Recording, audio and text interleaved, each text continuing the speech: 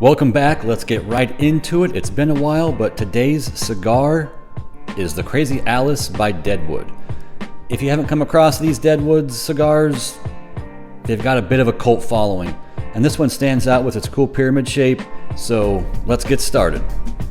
As a reminder, we look at 6 categories: balance, draw, development, complexity, construction, and finish. Everything is rated on a 100-point scale, average them out, and it gives us our overall rating for any given cigar. A couple of pre-rating notes. Body, the fullness of the smoke, medium to full. It's got some weight to it. Nothing's going to knock you out. Nicotine, mild to medium, maybe a slight buzz with it, but pretty mundane as far as the strength of the nicotine. Cutting tip, the pyramid shape means you're going to want a straight cutter. Cut it at an angle and you'll be golden. And then finally, bring your roach clip. The taper at the end gets pretty tricky when the cigar is almost over. This will help you savor every last bit.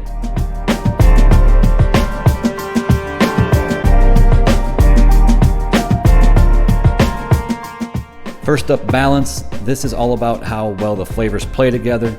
The Crazy Alice is like a barbecue picnic in your mouth. It's balanced from start to finish. The flavors all get along, but then there's this peppery kick that takes over in the middle third. It's bold, but it doesn't drown out the other notes. Like the sweet mesquite or the savory vibes later on, everything just works, and for that, I'm giving it a 90. It's great. The draw. This is how easy it is to pull the smoke through the cigar. And let me tell you, the Crazy Alice has an epic draw. It's just the right amount of resistance, enough to feel intentional, but not so much that you're struggling. Every puff delivers copious amounts of puffy, even plumy smoke, and it keeps that up the whole time. It really just lets you focus on the cigar itself. No distractions from the draw. And for that, like I said, epic, score of 95. Development.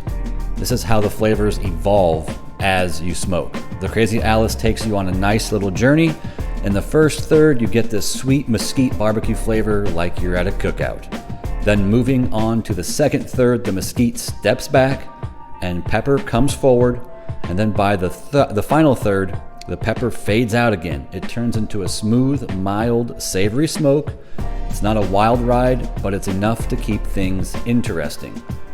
Development was great, a score of a 90. Complexity, the depth of the flavors we experience. Right off the bat, you're hit with this sweet mesquite barbecue note. It's so good, I honestly wish it stuck around a little bit longer. As you go, you pick up notes of pepper, some obvious sweetness, and then savory tones as the pepper mellows out.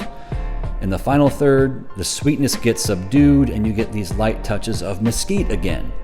It's not the most intricate cigar out there, but it's good enough to keep your taste buds happy. I'd call it an 85. It's good to great on complexity. Construction. How well is the cigar put together?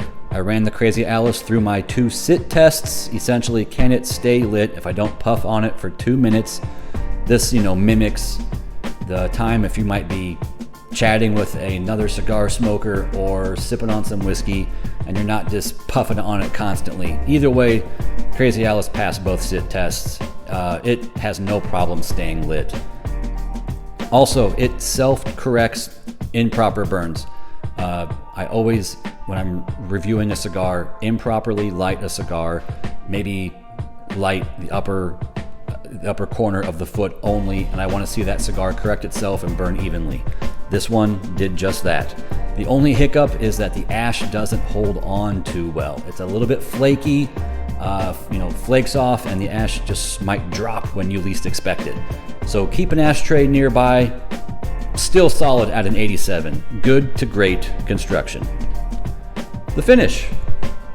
How the flavors linger after each puff. With the Crazy Alice, the pepper notes hang on for a bit, leaving a nice spicy tingle on your tongue. It's not too intense, but enough to remind you of that peppery middle third.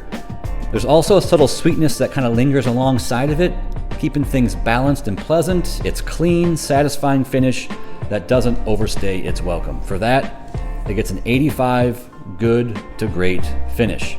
So finally, overall, average amount, and it scored a pretty impressive 89. I think that's the upper echelon of where you'll see most any infused cigar land. And honestly, this is my personal favorite when it comes to the Deadwood series. If you're into unique flavors that keep you engaged without being overwhelmed, this one is a must try. So that's it for the Crazy Alice by Deadwood. Scored an 89. If you've tried this cigar, drop a comment below and let me know your take. If you haven't, grab one, give it a go. Those sweet and savory barbecue vibes are worth it. Thanks for hanging out with me today. Don't forget to like, subscribe, hit that bell so you can catch the next video. Until next time, smoke them if you got them.